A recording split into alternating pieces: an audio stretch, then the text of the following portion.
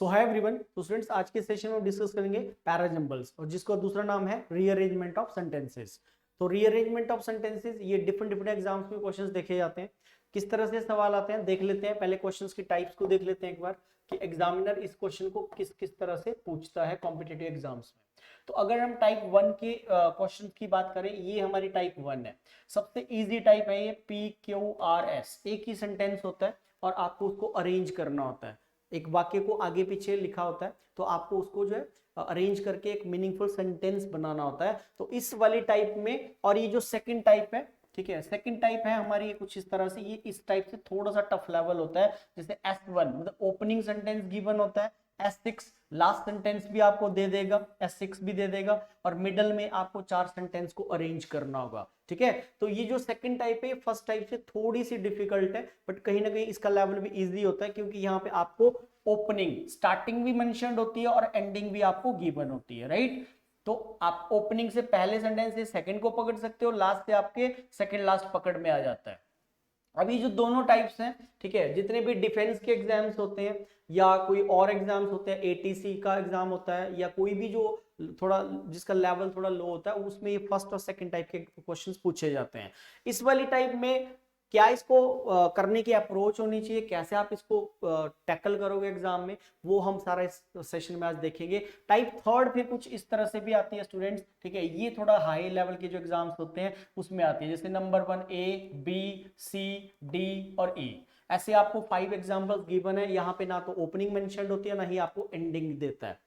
You have to arrange all the sentences on your own. ये rearrangement का सबसे tough level होता है, बट ये बैंकिंग सेक्टर में थोड़े ज्यादा ये वाली टाइप के क्वेश्चंस पूछे जाते हैं। ठीक है जी, आगे देखते हैं। अब how to solve parajumble, jumble को सॉल्व करने के लिए क्या टेक्निक्स, आपको कैसे पता लगेगा कि कैसे आप इसकी स्टार्टिंग को पकड़ोगे, है ना, कैसे आप इसको टैकल करोगे पेपर में, ताकि आपका टाइम, अगेन यहाँ पे भी आपकी रीडिंग स्किल्स, आपको स्टोरी का फ्लो पता होना चाहिए कि स्टोरी का फ्लो किस वे में जा रहा है, राइटिंग का स्टाइल क्या है, राइट। जैसे कि मैंने आपको रीडिंग कॉम्प्रिहेंशन में बताया था, कॉमा लग रहा है, कहीं फुल स्टॉप लग रहा है, साइन ऑफ एक्सक्लेमेशन लग रहा है, क्वेश्चन मार्क लग रहा है। तो ये कुछ ऐसे पंक्चुएशंस होते हैं जो हमारी हेल्प करते हैं, ठीक है, स्टोरी को समझने में।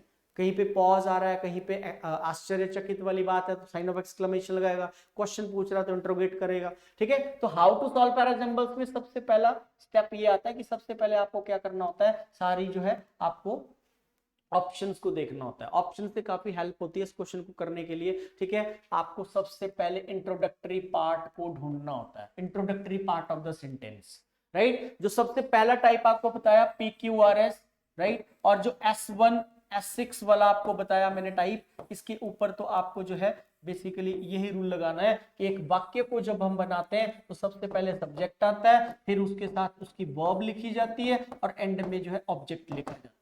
जब भी हम एक इंग्लिश में एक सिंपल साधारण सा स्ट्रक्चर है ग्रामर का, और हर बच्चे को ये स्ट्रक्चर पता होना चाहिए कि whenever we make any statement, first of all we have to put the subject। ये सिंपल स्ट्रक्चर है। वैसे ग्रामर के अंदर तो बहुत सारे कॉम्प्लेक्स स्ट्रक्चर भी हैं ग्रामर के, बट अगर हम इस रीअरेंजमेंट को टैकल करने की बात करें तो ये इन दोनों टाइप्स के ऊपर ये वाला रूल बड़ा कारगर होता है, बहुत फायदा करता है। सबसे पहले जब आपको ऐसे PQRS में स्प्लिट करेगा, तोड़ेगा उस वाक्य को, तो आपको ये ढूंढना है। अगर एक सेंटेंस को सब्जेक्ट इंट्रोड्यूस करता है, तो जब ABCD करके आपको बनाने को आता है, तो वहां पे भी कोई ना कोई सब्जेक्ट वाला सेंटेंस होगा, जिसको ही हम क्या बोल सकते हैं, introductory sentence of the passage, right. तो ये आपको देखना है। जैसे यहां पे मैंने आपको लिख रखा है ऑलरेडी, सब्जेक्ट वर्ब ऑब्जेक्ट। तो ओपनिंग सेंटेंस को आप जो है वाक्य की शुरुआत को इससे पकड़ सकते हो। अभी जो सब्जेक्ट होता है ये कुछ भी हो सकता है, कुछ भी हो सकता है। सब्जेक्ट आपका कोई नाम हो सकता है, प्लेस हो सकता है, आइडिया हो सकता है, ऑब्जेक्ट हो सकता है, कॉन्सेप्ट हो सकता है। Subject can be anything. Practice भी करेंगे अभी, बस थोड़ा सा थ्योरेटिकली आपको बता दूं जो पॉइंट्स हैं जिनके ऊपर आपको काम करना है, ठीक है, तो वो आपको पता होने चाहिए। तो सब्जेक्ट के थ्रू एक मेथड होता है कि सब्जेक्ट के थ्रू हम पहले सेंटेंस को हिट कर सकते हैं। दूसरा, अब वाक्य के जो अगर प्रकार की बात करें तो दो तरह के वाक्य होते हैं, एक डिपेंडेंट होता है, एक इंडिपेंडेंट होता है। डिपेंडेंट सेंटेंस वो सेंटेंस होता है स्टूडेंट्स जो दूसरे के ऊपर निर्भर होता है, और इंडिपेंडेंट सेंटेंस वो वाक्य होता है जो अपने मीनिंग में कंप्लीट होता है। तो कभी भी डिपेंडेंट सेंटेंस आपका पहला वाक्य नहीं हो सकता, हमेशा ही इंडिपेंडेंट सेंटेंस को ढूंढने की कोशिश करो। Try to find out the independent sentence. आपने 4 वाक्य पढ़े, 5 वाक्य पढ़े, देखो उसमें यार कौन सा ऐसा वाक्य है जो अपने मीनिंग में कंप्लीट है, राइट। जो डिपेंडेंट है वो तो निर्भर है, उसका तो आप वो तो पहले लिखा ही नहीं जा सकता। Dependent sentence can't be the opening sentence, right. उसके बाद noun can be the opening. आपको पता है जो मैंने ये रूल बताया आपको कि सब्जेक्ट आपको ढूंढना है, और सब्जेक्ट बनने का जो कॉन्ट्रैक्ट होता है रीअरेंजमेंट में आपको याद रखना है नाउन ही पहला हो सकता है।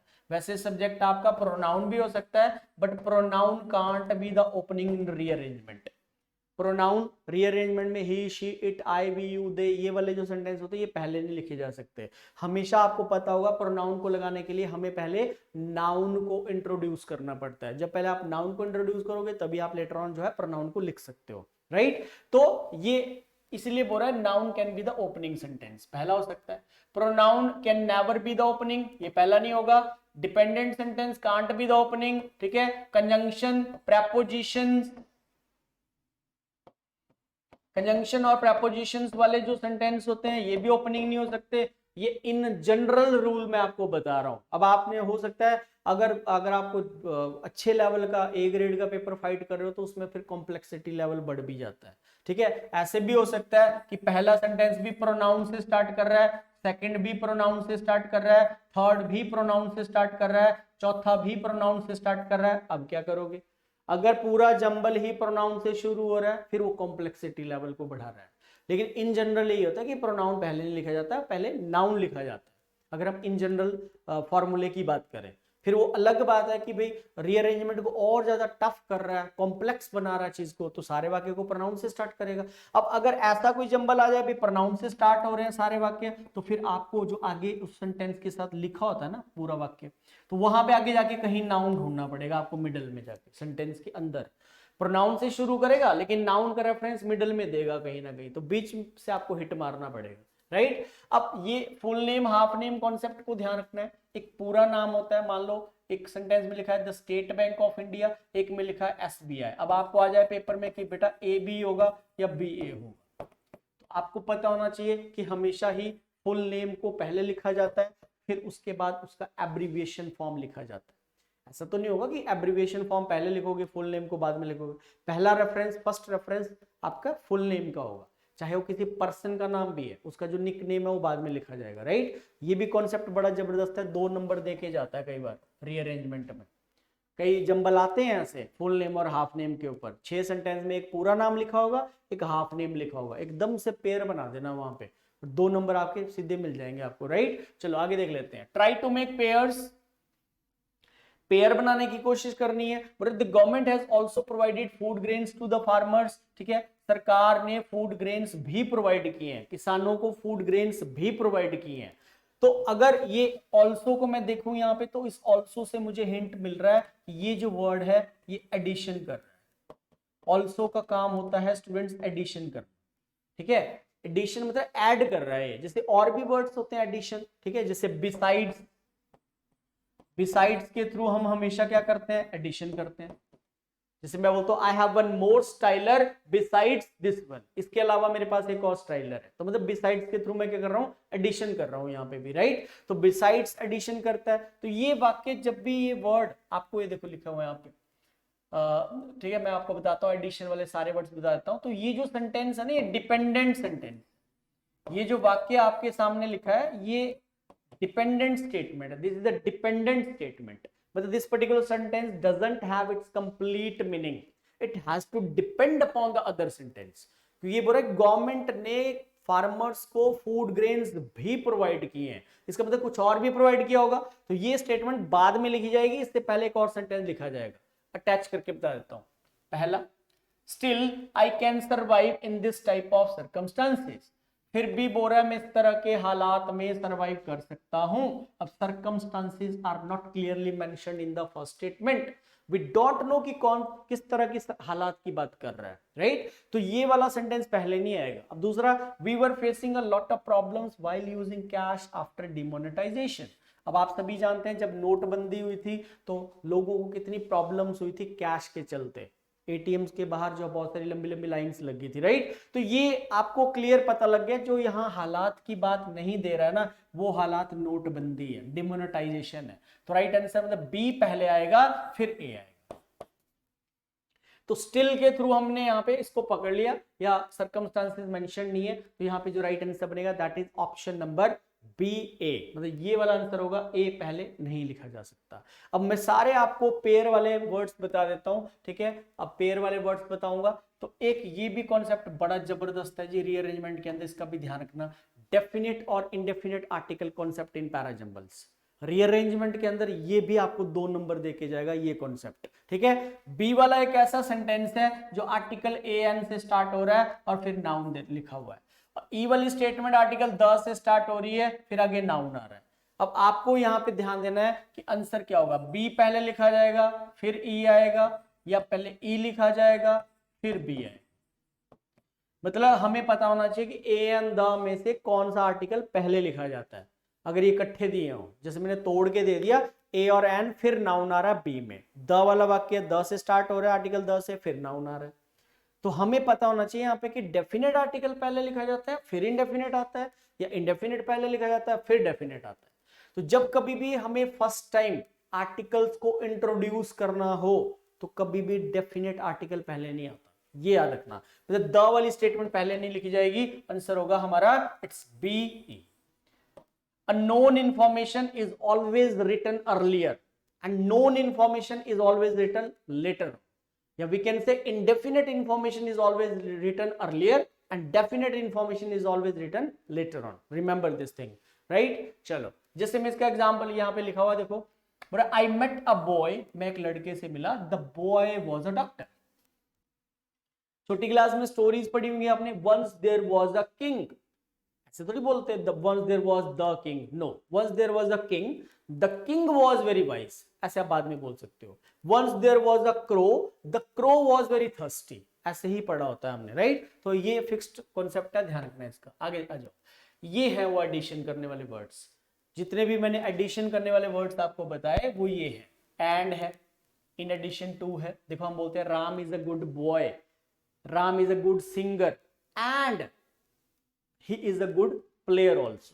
तो and के थ्रू हम एडिशन कर रहे हैं ना, तो in addition to, furthermore, moreover के थ्रू एडिशन होती है, बिसाइड्स के थ्रू, थ्रू के थ्रू, आल्सो, अनदर, ये सारे वर्ड्स आपको हिंट है, ठीक है। इन वर्ड्स के ऊपर आपको काम करना है, कभी भी सेंटेंस में ये वर्ड्स आ जाते हैं तो आपको पता होना चाहिए इनके थ्रू हम एडिशन कर रहे हैं। इसमें और भी लिख सकते हैं, विद है, अलोंग विद है, टुगेदर विद है, एज वेल एज है, ये सारे एडिशन को बताते हैं, ठीक है। एडिशन करते हैं और ये डिपेंडेंट सेंटेंस को डिनोट करते हैं। रिमेंबर, डिपेंडेंट होते हैं वाक्य, Mohan is a good singer and he is a good player also, addition हो गया।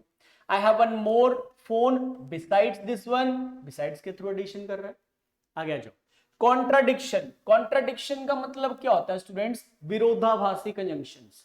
कुछ विरोधाभासी कंजंक्शंस भी होते हैं, जैसे यहाँ पे ये सारे लिखा ऑन द कॉन्ट्रेरी है, हाउएवर है, नेवरदलेस है, इन स्पाइट ऑफ है, इन कॉन्ट्रास्ट है, ठीक है। इसमें आप बट भी लिख सकते हो, बट है, जैसे बट कहीं पे भी आता है तो आपको पता है अगर सिचुएशन पॉजिटिव है तो रिजल्ट नेगेटिव है,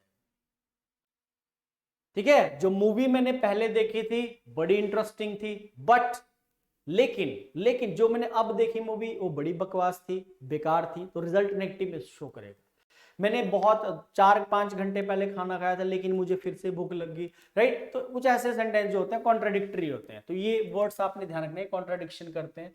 और रिजल्ट को बताने वाले, परिणाम को बताने, रिजल्ट कब आता है, एंड में, रिजल्ट हमेशा ही एंड में आता है। तो फाइनल सेंटेंस को बताने वाले वर्ड्स ये होते हैं, so that, with the result that, does है, consequently है, as a result है, in the end है, at the end है, finally है, in brief है।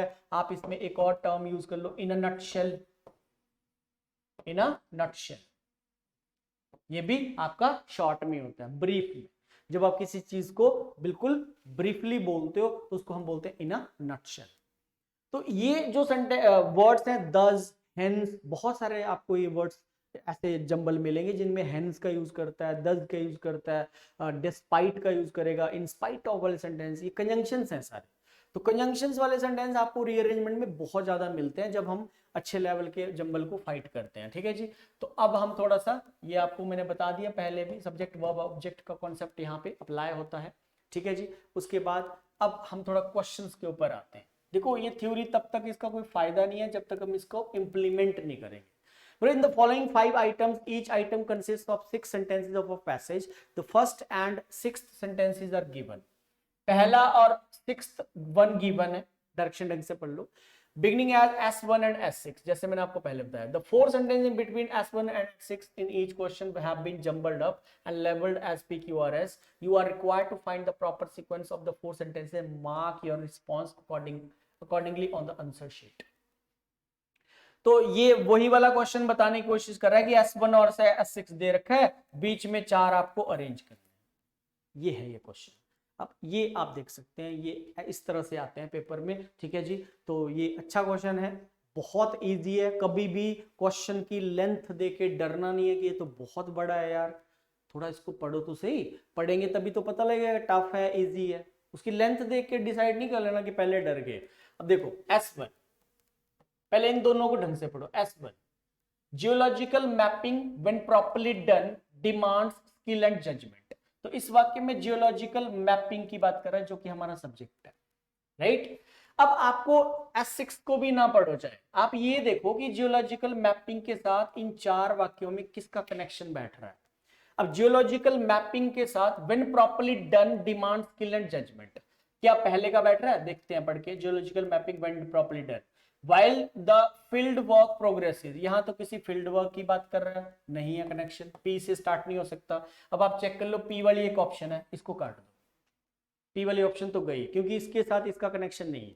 दूसरा देखो, geological mapping when properly done as the field work progress, ये पहला और दूसरा वाक्य का कोई लिंक नहीं है इसके साथ। Q वाली ऑप्शन चेक कर लो, Q वाली ऑप्शन कोई भी नहीं है, किसी को नहीं काट सकते।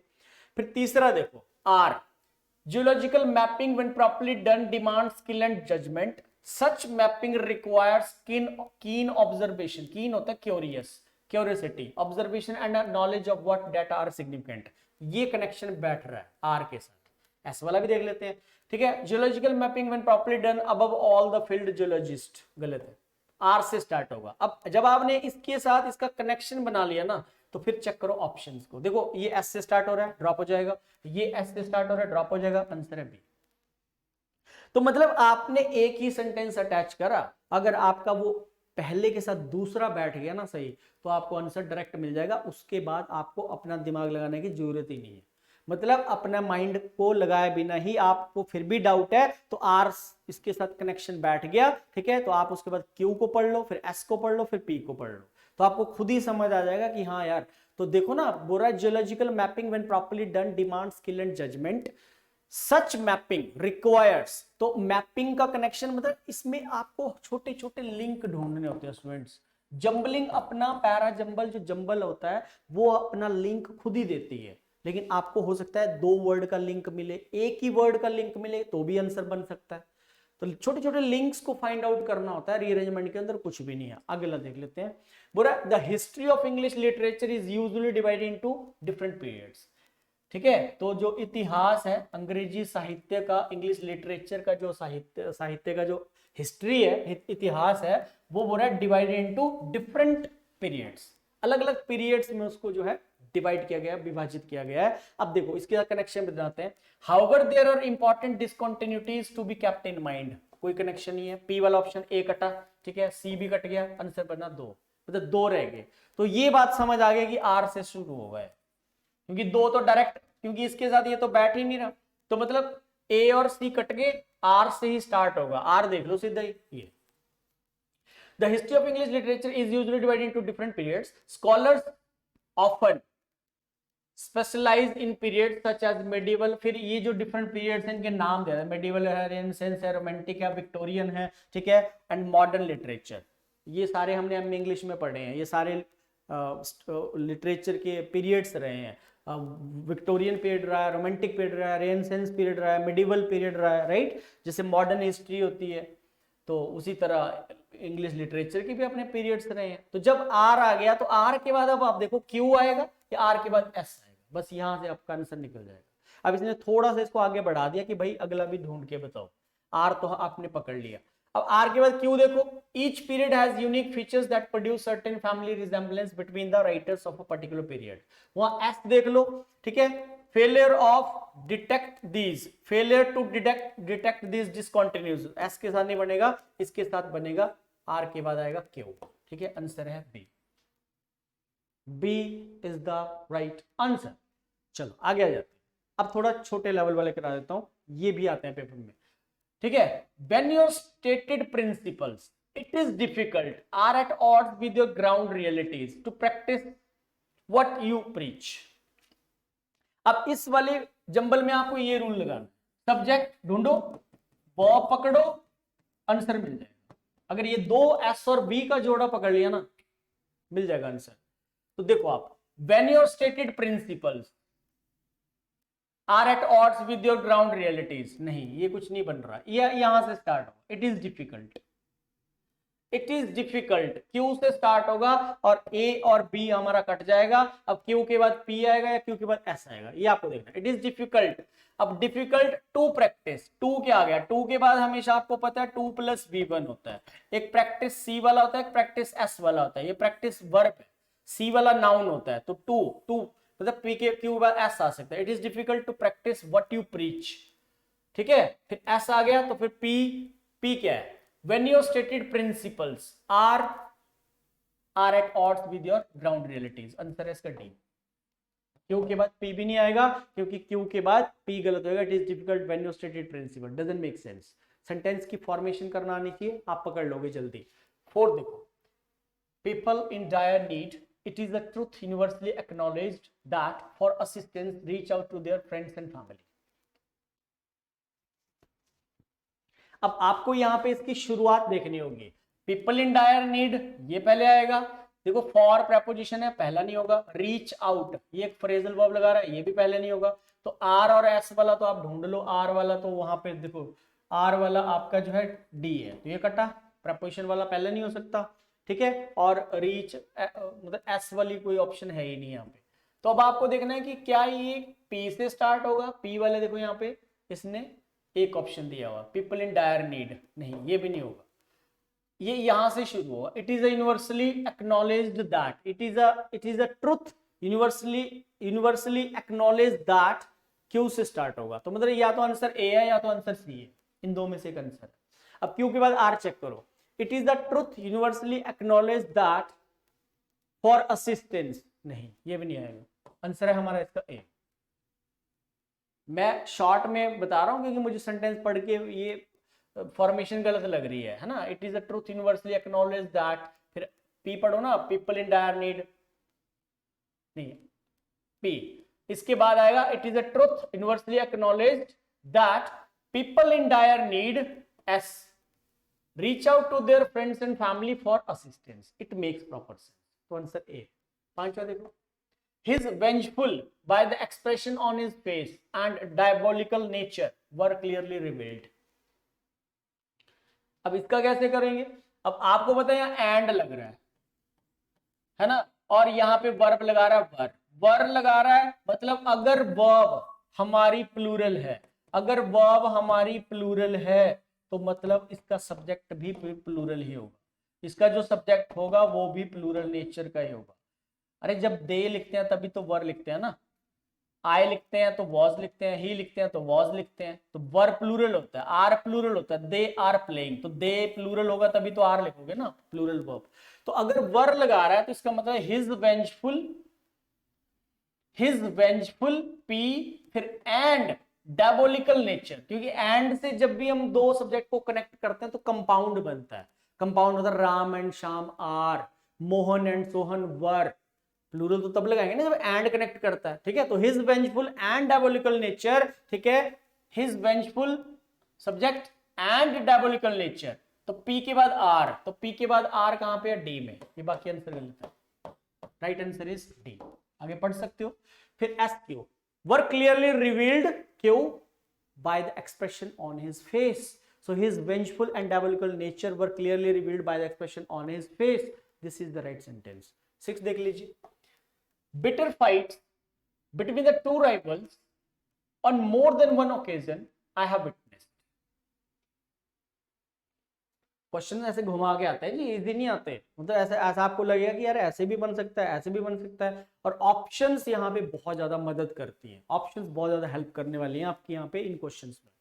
तो क्या होगा, आई हैव विटनेस से स्टार्ट होगा क्या है, तो फिर एस से स्टार्ट होना चाहिए, एस वाले दो ऑप्शन हैं, या फिर आर से स्टार्ट होगा। मतलब इसने यहाँ पे कंफ्यूज ये किया कि इससे शुरू होगा तो ए और डी में से आंसर बनेगा, अगर इससे शुरू होगा तो ये दो कट जाएंगे, इनसे शुरू होगा, मतलब एक आर से शुरू होगा।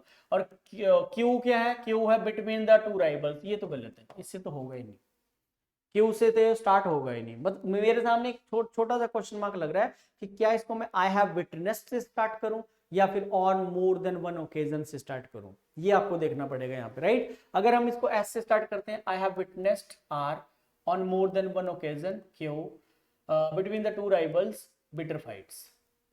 अब अगर मैं इससे स्टार्ट करता हूं आर से, तो आर से क्या बनेगा, on more than one occasion, S I have witnessed be between the two rivals, Q sorry between fights, bitter fights, I have witnessed on more than one occasion, r as I have witnessed bitter fights between the two rivals, ये आएगा answer.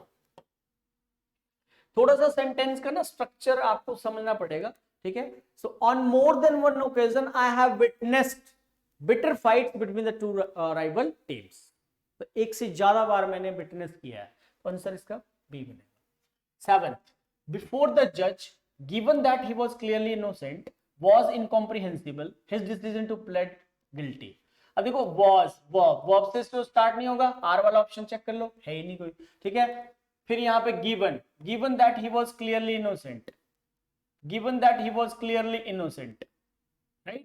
तो और फिर his decision to plead guilty, तो आप देख सकते हैं यहाँ पे क्यू से स्टार्ट होगा या बिफोर द जज से स्टार्ट होगा, ठीक है। तो आप देखो यहाँ पे क्या हो सकता है, given that he was clearly innocent was incomprehensible his decision to plead guilty.